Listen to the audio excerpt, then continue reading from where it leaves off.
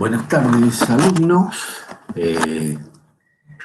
Para las carreras de Comunicación Social, Historia y la licenciatura en Trabajo Social, vamos con la clase 2 de la unidad 3 y si Dios quiere estaríamos terminando con el dictado de las clases. Escuchando detenidamente la clase anterior, entiendo que hay 2 o 3 cositas para aclarar. Con respecto a cuando nos manejamos con el tema de la estructura impositiva, eso lo definimos en algún momento en la unidad 2, hablamos de lo que era la estructura impositiva argentina, inclusive la de nuestra provincia, y nos referíamos, hicimos la clasificación de tributos, nos referimos a la necesidad de que los tributos sean aprobados por ley, tanto el Parlamento Nacional, la legislatura provincial o en el caso del municipio una ordenanza.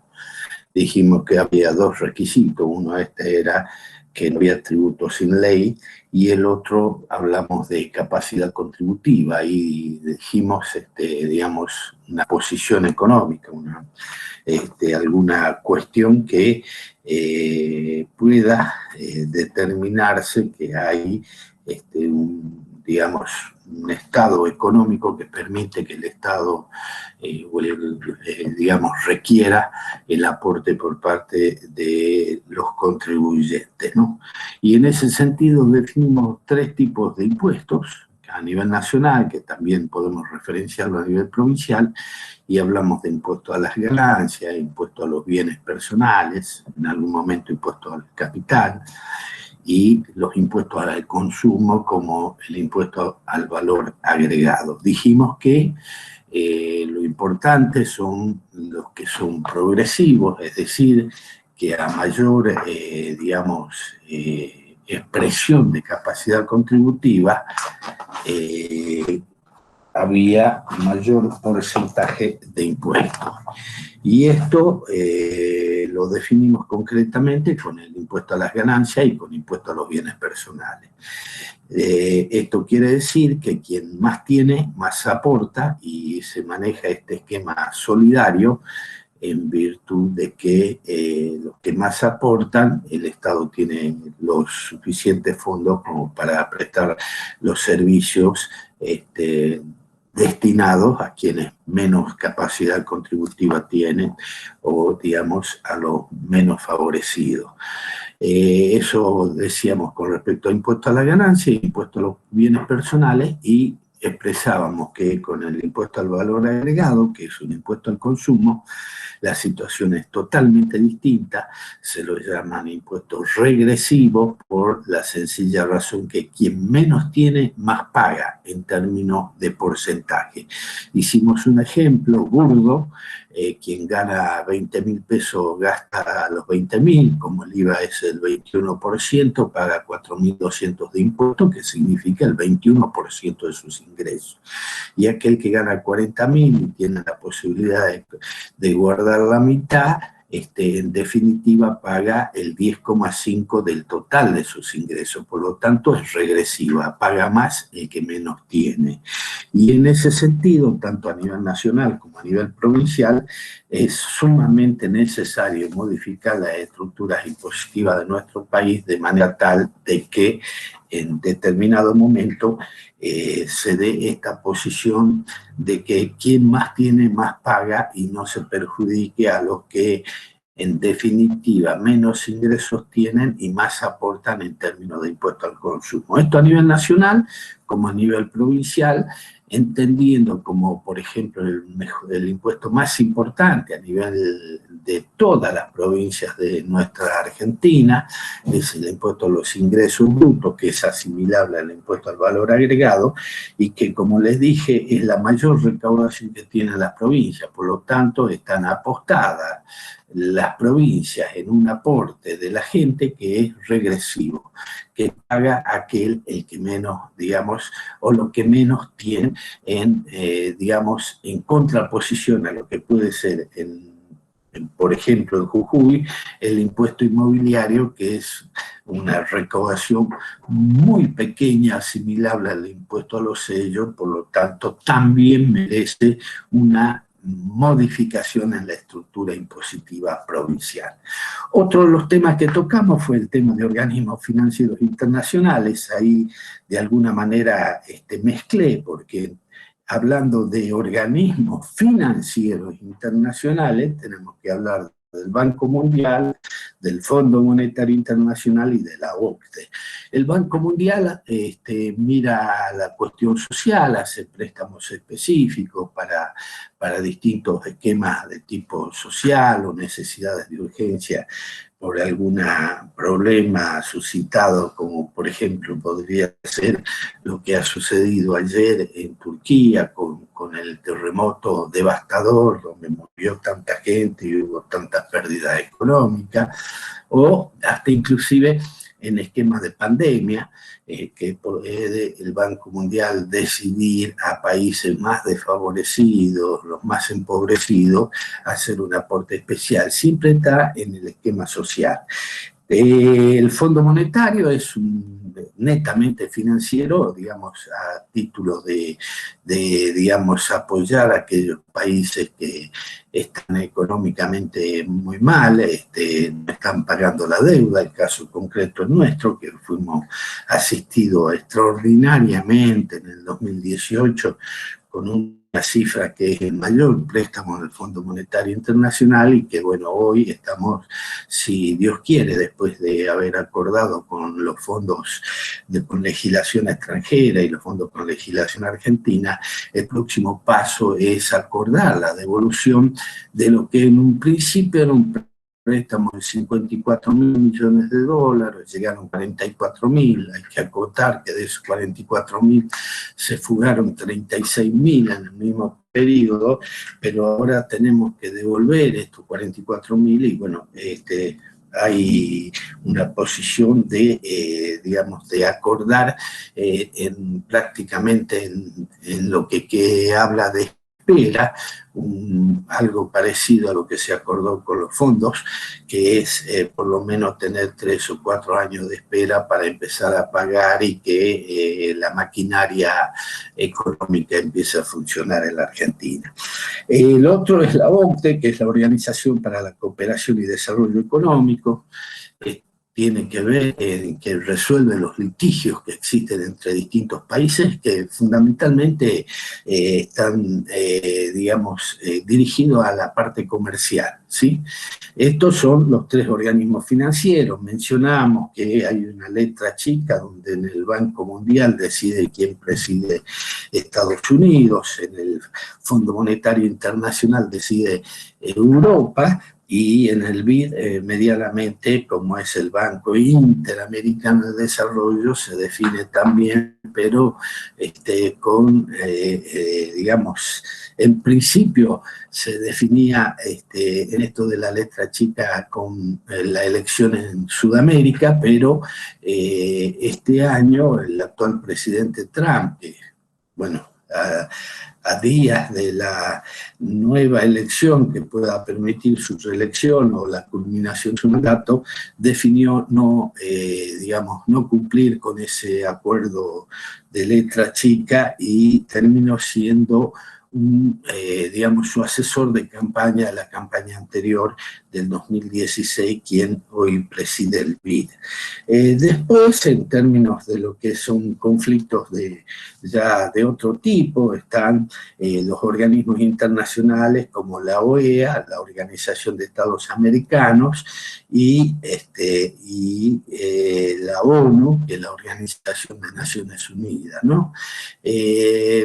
Hay que decirlo con claridad, no son organismos democráticos, porque a pesar que tienen votos todos los países, hay un poder de veto que lo ejercen los 5 países más importantes, por lo tanto, si una decisión democrática de algún tipo, con el poder de veto, se juntan 2 o 3 de los grandes y dejan sin efecto la democracia institucional. Eso era muy importante exponerlo para que ustedes conozcan cómo se eligen las autoridades, cómo se manejan, y esto que se muestra como democrático no es tan así porque la existencia del poder de veto deja sin efecto todo el esfuerzo democrático de cualquiera de estas instituciones.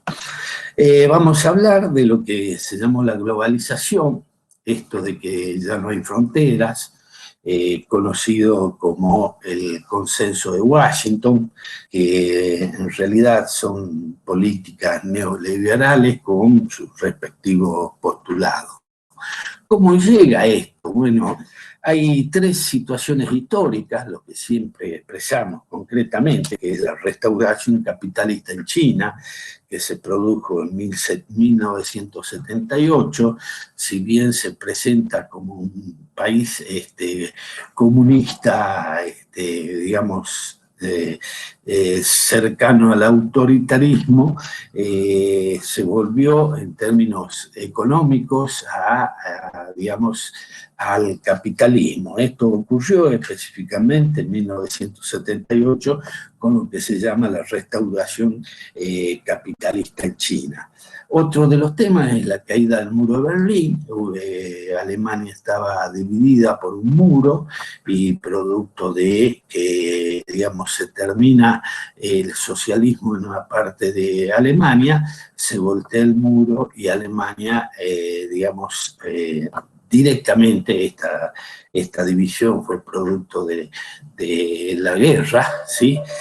Pero al, digamos, caer el muro, toda Alemania es capitalista, y lo que llamamos la implosión de la Unión Soviética, que se produjo con Gorbachev el 25 de diciembre de 1991.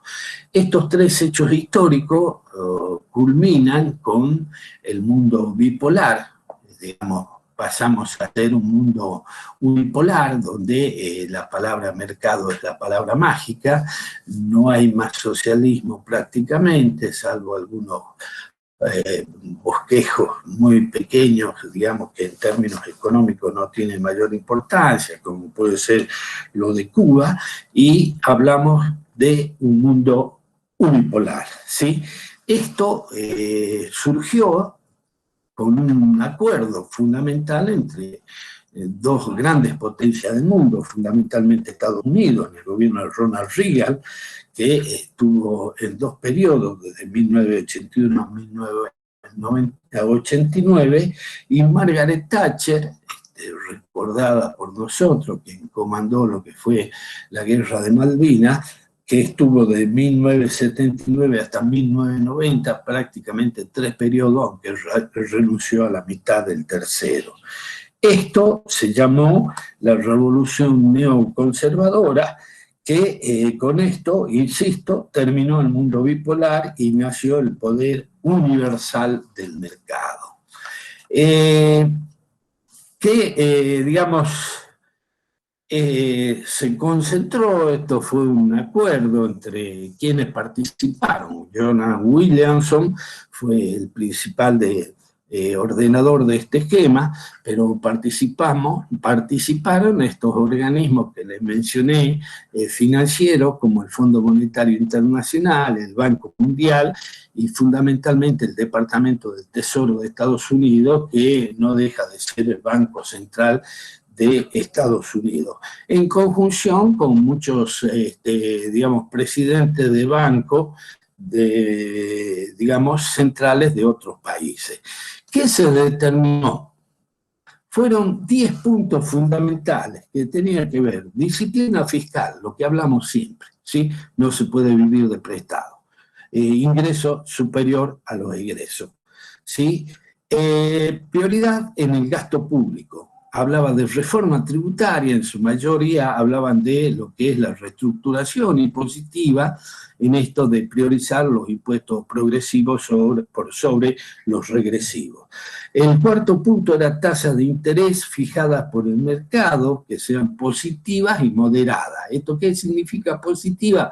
Por encima de la inflación, y moderada, que no sean digamos, tasas extraordinarias, como por ejemplo la que vivimos con el tema de las letras durante la última etapa de gestión de Macri, que si bien la inflación llegó al 55 puntos, perdón, las tasas en algunos casos superaban el 70%.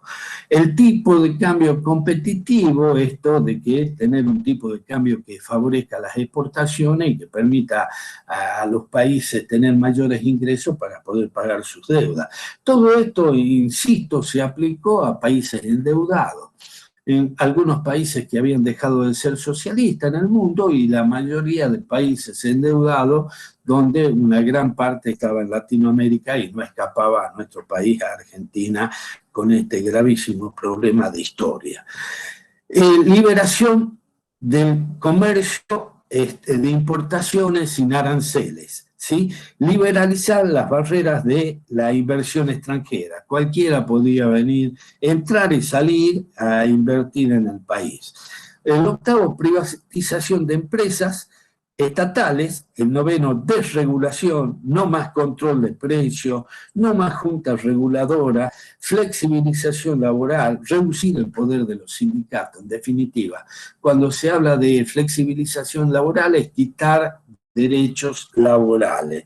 Y, de alguna manera, esto expresa la reducción del poder de los sindicatos. Y, por último, seguridad jurídica para los derechos de la propiedad y mencionaba la reforma agraria, pero estos temas nunca se tocan. Bueno, la pregunta es, ¿globalización es un modelo de validez universal? Es cierto que a través de estos mismos sistemas que estamos actualizando hoy de comunicación, el mundo se comunica en forma inmediata y prácticamente no habría fronteras, pero la globalización es un modelo de validez universal o es un conjunto homogéneo de reglas para los 50 países endeudados. Esto es una pregunta para ustedes. La cátedra tiene su posición, por supuesto.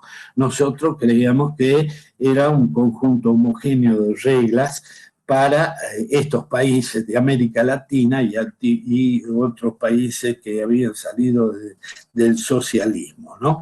En realidad se transformaron a estos países en laboratorios donde los países desarrollados experimentaron sus políticas económicas de corte neoclásica. Hay que decirlo en concreto, los tres pilares fundamentales, porque estos eran los 10 puntos.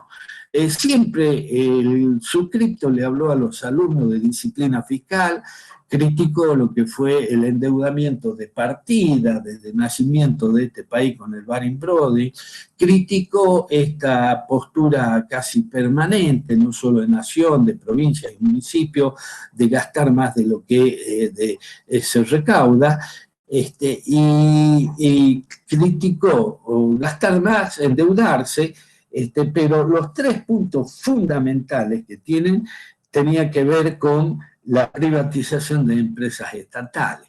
Esto era entregar soberanía. Recuerdan lo que decía Mosconi, ¿no? Las cuestiones esenciales, lo estratégico tiene que estar en manos del Estado, no puede estar en manos privadas y mucho menos en manos extranjeras. Esto es el extremo. Privatizar significó en su gran mayoría entregar a manos extranjeras prácticamente todos los servicios, hasta inclusive el petróleo, que después fue estatizado de nuevo en el último periodo de Cristina Kirchner.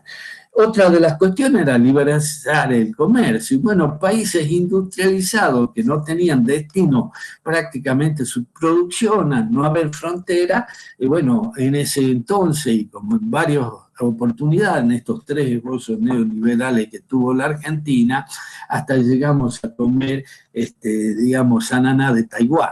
¿Sí? En ese sentido, todo lo que les sobraba a ellos, al no haber frontera, no haber derecho de importación, lo colocaron en el resto del mundo, perjudicando aún más a los países endeudados porque entraba mercadería mucho más barata de lo que costaba producirla, o sea, en detrimento de la industria Argentina o de los países que optaban por este entre comillas, aporte, se encontraron devastadas producto de que destruyeron lo poco que había de industria y siguieron endeudadas.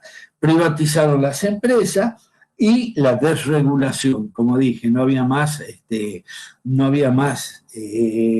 controles de precios, juntas reguladoras, ya el Estado no reguló nunca más las exportaciones, ya lo están haciendo como es ahora, 11 empresas en su gran mayoría multinacionales son las que manejan el comercio exterior de la Argentina.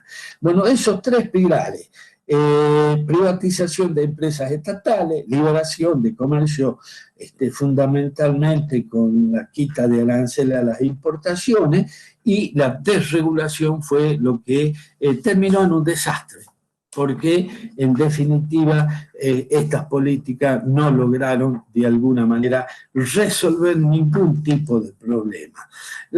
Concluimos, sí, como cátedra siempre, que realmente la Argentina tuvo dos tropiezos muy grandes, por decirlo así, decisiones de nuestros propios administradores, ¿sí?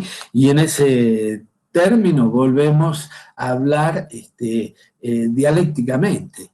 Lo interno determina, lo externo condiciona. No es que los imperialismos nos obligaron a cuestiones, sino que fueron decisiones propias, así como de Rivadavia, de entregar en enfiteusis, en posesión y no en propiedad, no poner límite a la cantidad de tierra que se entregaba, porque además estaba garantizando el primer préstamo, lo que llamó el Calebrini Ortiz, la primera estafa en deuda externa.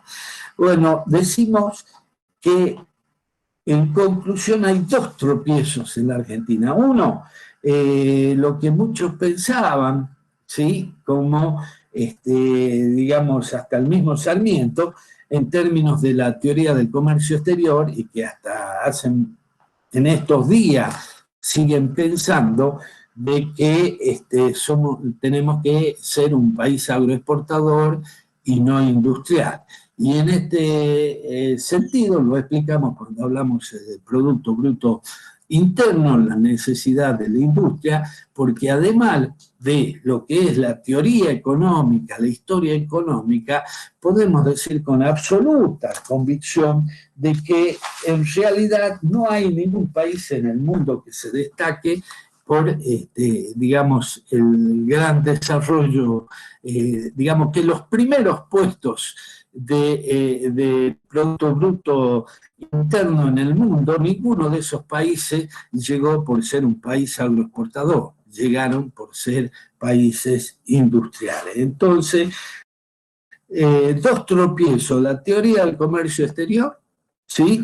Y fundamentalmente también quienes decidieron estar en este esquema de la globalización que en definitiva culminó como fue la crisis del 2001 y hoy podemos decir con total, digamos, sin miedo a equivocarnos, que el último esbozo neoliberal de Macri también nos llevó al esquema de endeudamiento, pobreza, indigencia, desempleo que estamos viviendo hoy, agravado con la pandemia, ¿no? En ese sentido, esto es lo que nosotros hablamos del consenso de Washington, lo que fueron las teorías neoliberales, y entendemos que, digamos, para nosotros fue un perjuicio muy, pero muy grande.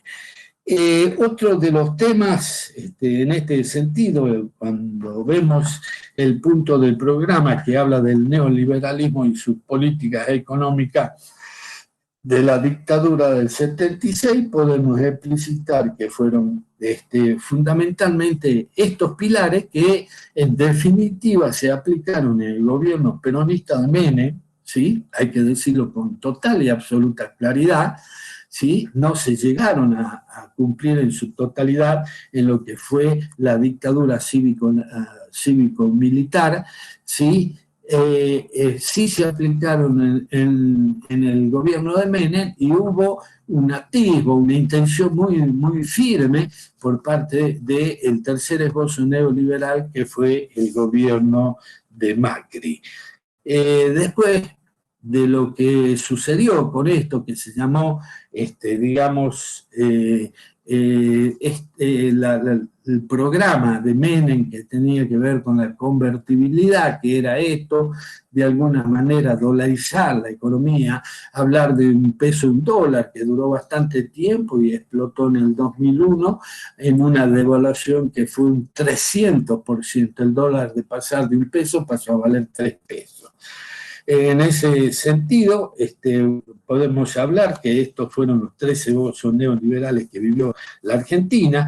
Después, en el 2000, digamos, en el 2002, producto de esta gran crisis producida por el gobierno fundamentalmente de Menem y un periodo muy corto de la Rúa, pero sí siempre con un ministro que se llamaba Domingo Cavallo, ¿no? Que es aquel que estatizó deuda privada, digamos, se hizo cargo el Estado de la deuda privada de grandes empresas, de, bueno, personajes muy conocidos, hasta inclusive de una empresa que últimamente hizo un defalco extraordinario a todos los bancos, no solo nacionales, sino internacionales, que fue el Vicentín. En ese sentido, en el año 1992 se hizo cargo el Estado de deudas de empresas privadas. ¿Ven? Entiendan esto, que fue un desajuste, una locura que todavía la estamos pagando y la van a pagar nuestros hijos y nuestros nietos. ¿Qué vino después? Bueno, un periodo muy complejo donde hubo que reestructurar algo parecido a lo que fue ahora, pero no fue tan corto como ahora. Se hizo una reestructuración en el 2005, que la explicamos cuando hablamos de deuda externa, después en el 2010, y de alguna manera se aplicó una política keynesiana de gasto público, de empezar a modificar la estructura, este círculo virtuoso que es que haya un mayor consumo. El consumo requiere al comercio, el comercio requiere producción a la industria y la industria necesita materia prima para, como insumo para mejorar su producción. Por lo tanto, todo eso genera, digamos, este círculo virtuoso que significa recaudar más y el Estado tiene más ingresos para poder cumplir con sus servicios básicos. Esto ocurrió durante la época del 2002 hasta que el mundo sufrió otra crisis muy compleja, que se llamó la crisis de las hipotecas. ¿Qué sucedió en el mundo? Y las empresas, las multinacionales, se dieron cuenta que en el mundo los salarios son distintos. No es lo mismo pagar un salario de, digamos, de un oficio industrial en Estados Unidos, en Europa, que en Oriente. Hay países que pagan salarios menos de $400, cuando en promedio en Estados Unidos pueden estar a $1.000, $1.500, €2.000 en Europa. Por lo tanto, trasladaron sus empresas fundamentalmente a China, pagando un salario de $400, pero la zapatilla, esa zapatilla importante deportiva que consume la mayoría de nuestra juventud, seguía costando $150 o $100. Entonces se produjo una cantidad extraordinaria de plusvalía, de ganancia, que estas mismas empresas, en esto de la conjunción que se da en la deformación del capitalismo de competencia que como nació, ¿sí? De libre competencia como nació, se convirtió en un capitalismo monopólico concentrado con el esquema financiero. Todo este gran dinero producto de producir en países con salarios muy bajos tenían que tener un destino. en esto de la globalización y de los negocios en segundo de un lugar a otro más remoto en el mundo. Y estas utilidades, ¿a dónde fueron a parar? Y bueno, se pensó de que si se apostaba al primer país del mundo en préstamos hipotecarios, iban a tener mayores ganancias todavía. ¿Y qué pasó? Se empezó a dar a dar préstamos de todo tipo en Estados Unidos, y eso produjo una burbuja inmobiliaria donde las propiedades que costaban $500.000 llegaron a costar 1.500.000, y de esa manera los bancos prestaban hasta que llegó un momento. Hay que aclarar que en Estados Unidos no existe lo que es, por ejemplo, en nuestra provincia, que una hipoteca se inscribe en la dirección de inmueble. Allá pueden tener 1, 2, 3 hipotecas y no hay ningún inconveniente. Por lo tanto, ¿qué es lo que ocurrió? Que en un momento determinado esa burbuja hipotecaria se vino abajo, dejaron de pagar, las propiedades ya no valían $1.500.000, sino que volvieron a su valor natural, $500.000, y esto produjo un quiebre de bancos que algunos, los amigos del gobierno de Estados Unidos, lo resucitaron o lo salvaron, y a otros los dejaron estallar, dejaron quebrar, y de esa manera se habló en ese momento de una crisis que se pensaba que podría ser peor a la crisis del 30, pero evidentemente no fue tanto, pero dejó señas en todo el mundo. Y hubo problemas que, por supuesto, también recayeron en nuestro país. Así que, bueno, esto como para que tengan una idea de lo que ocurrió en nuestro país en lo que fue el 2003 al 2007, que hablamos de que se ordenó un poco, se reestructuró la deuda, una quita importante. También es cierto de que los commodities en ese momento llegaron a cifras muy importantes, algunos la llaman viento de cola, pero nosotros, en conceptos, como siempre hablamos, ¿sí? Entendemos que, bueno, el viento de cola puede haber sido favorable, pero eso no determina, sino condiciona. Lo que, lo interno que determina fueron las decisiones políticas de reestructurar la deuda, hasta de definir el valor del dólar en su momento, que permitiera de alguna manera volver a ese círculo virtuoso, ¿no? Y por último vamos a llegar, hay un tema que seguramente a ustedes lo van a escuchar permanentemente, y que es interesante que lo conozcan, que es el famoso riesgo país, que todo el mundo, todos los días se mide, que hasta hace 6 meses o 3 meses antes de la reestructuración llegó a 4.000 y pico, y que ahora está en 1.500, y que bajó a 1.200 cuando reestructuramos, y ahora por la suba del dólar sube. Bueno, esto lo calcula el JP Morgan, que es un banco internacional muy importante que, por supuesto, está en Estados Unidos. ¿Esto qué significa? Que es la tasa, es la sobretasa de interés que paga cada país para financiarse en el mercado internacional, y mide la probabilidad, el riesgo de cada país de que un Estado logre o no pagar los vencimientos de sus obligaciones, deuda externa, bonos, letras del tesoro.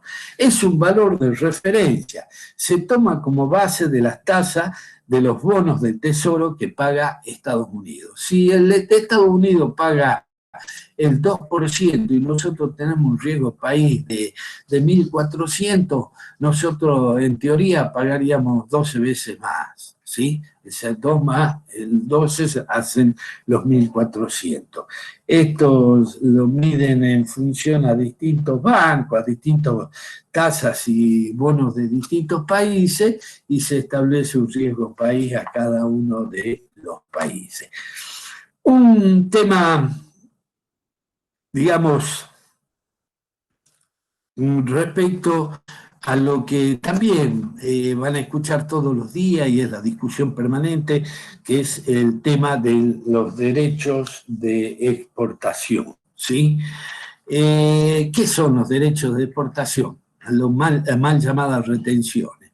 Es una especie de, digamos, de retención que le hace el Estado, producto de este manejo también de lo que significa la cuestión monetaria, la fijación del dólar. Muchas veces por la fijación del dólar, nuestras exportaciones como la soja, el trigo, el maíz, que bueno, llegaron a cifras extraordinarias en 2004, 2005 y después bajó y últimamente estaba en un valor bastante bajo que en estos últimos días llegó la tonelada de soja, por ejemplo, a casi $400, el mejor valor desde agosto del 2018. Esto es, digamos, una retención que hace el Estado, en el caso de la soja, de digamos, un 33% hoy, a pesar de que hay un acuerdo que por 3 meses va a haber una baja si liquidan, si venden toda la producción que tienen estoqueada en silos bolsa, en silos, que de alguna manera es un impuesto que cobra el Estado y que de alguna manera se anticipa, porque cuando se hace la liquidación de ganancias, esa retención se descuenta. ¿Tá? Lo que pasa es que en términos de impuesto a la ganancia, su liquidación facilita de alguna manera a incrementar costos en algunos casos y de esa manera evitar el pago de impuestos. Con esto se retiene directamente al momento de la compra, de la venta o de la exportación, mejor dicho. Y esto también sirve para el consumo interno. Porque pongamos la carne para algo que tiene que ver con nosotros, porque soja no es de gran consumo en la Argentina, sí se consume en China, pero en la Argentina no se consume mucho. Pero vamos a 1 kilo de carne.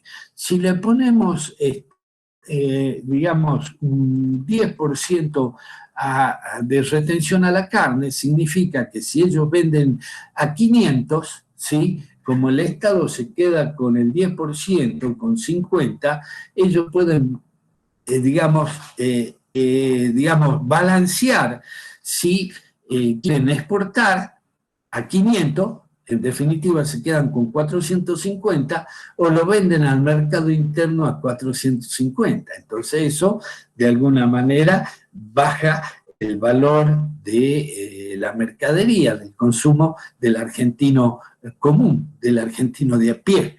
En ese esquema también sirve para bajar los precios internos.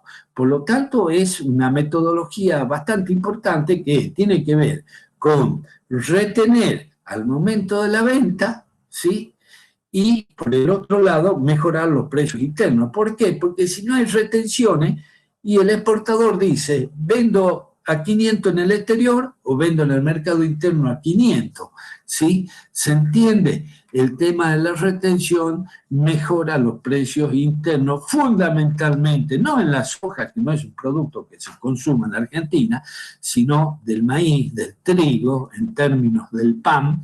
El hecho que haya retenciones significa que el precio interno es más bajo. Con esto nos queda el último tema que está titulado sobre la llamada población sobrante. Este es un gravísimo problema que le concierne al mundo entero. La robotización de la industria, la mecanización de la agricultura, los programas jubilatorios que, digamos, al ingresar a la pasividad se cobra tan poco, un 50, un 40% con respecto a lo que se cobraba de sueldo estando activo, hacen que, bueno, cada vez haya menos empleo y fundamentalmente lo más agravante es el empleo en la juventud, en ustedes. Porque cuando, por ejemplo, decimos este país tiene un 15% de desempleo, el 15% de desempleo es un promedio, que en definitiva es un 12 con el hombre, un 18 con la mujer y entre un 26 a un 28 con los jóvenes. Y está el gravísimo problema en ciudades como la nuestra, Jujuy, donde nacen 13.000 chicos por año y entran a la población económicamente activa aproximadamente 5.000, 6.000 de los jóvenes que no pueden encontrar su primer trabajo. La frustración del primer intento laboral, un problema seriosísimo en el mundo. Malthus, un economista de comienzo del siglo XIX, opinaba que la población crecía a mayor ritmo que la producción de alimentos. Marx y Engels criticaron severamente porque, según sus opiniones, ¿sí?, Malthus no tenía en cuenta las posibilidades de desarrollo de las fuerzas productivas. Marx decía que las crisis eran inherentes al sistema en el siglo XIX, en 1850. ¿Sí? También entendía que la parte de la población que estaba desocupada también era inherente al sistema porque él lo denominaba ejército industrial de reserva.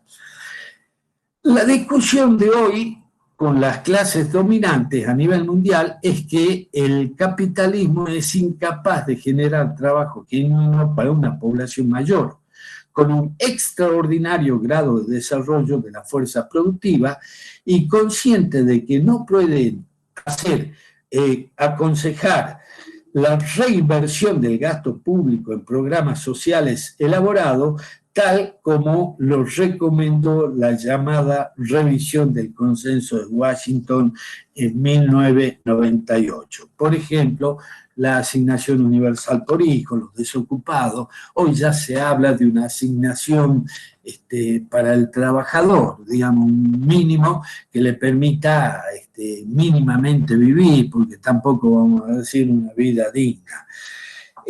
Hasta hace 2 décadas, el 2 al 5% del desempleo era, digamos, un mínimo necesario para presionar a los ocupados para que no exigieran aumentos salariales. El concepto de hoy, población sobrante, que hoy se utiliza, se asemeja a las ideas de Malthus. Analizar científicamente hoy el sistema capitalista exige comentar lo siguiente. Tras la derrota del sistema socialista de China en 1978 y producir la restauración capitalista en China, en Rusia, se produjo primero transferencia de capital y tecnología a China, lo que mencionamos hace rato, y un conjunto de países de Asia buscando una mayor tasa de ganancia en base al precio mínimo de la fuerza de trabajo, lo que llevó aparejado la migración de millones de campesinos a las ciudades y, en casos como el de la Argentina, la persistencia del latifundio.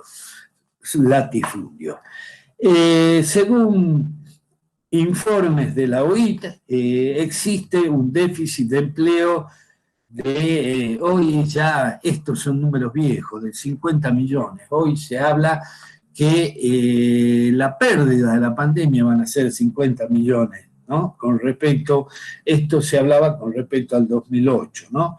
Que hay, digamos, buscan empleo, es un número extraordinario, ¿no? Prácticamente hay un desempleo.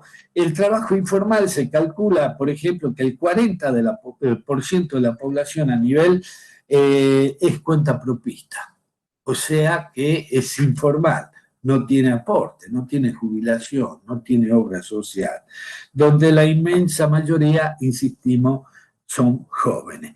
¿Cuál es la conclusión? Como les dije, la creciente tecnología del agro, la robotización de la industria, las crecientes propuestas de ampliar los años para jubilarse, entre otras cosas, desplazan mano de obra. Bueno, para finalizar, reiteramos lo que dijimos en la clase anterior, definimos al país como un país dependiente, donde predomina el modo de producción capitalista, el que se encuentra limitado, frenado por la persistencia del latifundio, el monopolio industrial, comercial, financiero, la extranjerización de las empresas y la concentración de la economía. Como última clase, digamos, en realidad vamos a hacer una clase de despedida, pero quería, digamos, informarles que esta cátedra, que ustedes ya conocen y que tuvieron una relación más directa con los jefes de trabajos prácticos, con los ayudantes de primera, que mantuvieron un contacto permanente, ojalá podríamos haber tenido más relación para poder contestarle algunas inquietudes a ustedes, pero simplemente recomendarles que en el segundo cuatrimestre dictamos una cátedra que se llama Indicadores Económicos y Sociales de Argentina y de Jujuy, que como siempre recomendamos hacerla posterior a haber, digamos, cursado la materia de economía. Es mucho más fácil porque ya tienen algunos manejos de términos y de conceptos que les hace mucho más fácil el andar en indicadores. Vamos a tener una clase final, ojalá podamos, una clase de despedida, y ojalá tengamos la posibilidad en algún momento de tener un encuentro ya no virtual para, bueno, por lo menos conocernos. Será hasta la última clase que vamos a hacer una clase de despedida. Hasta luego.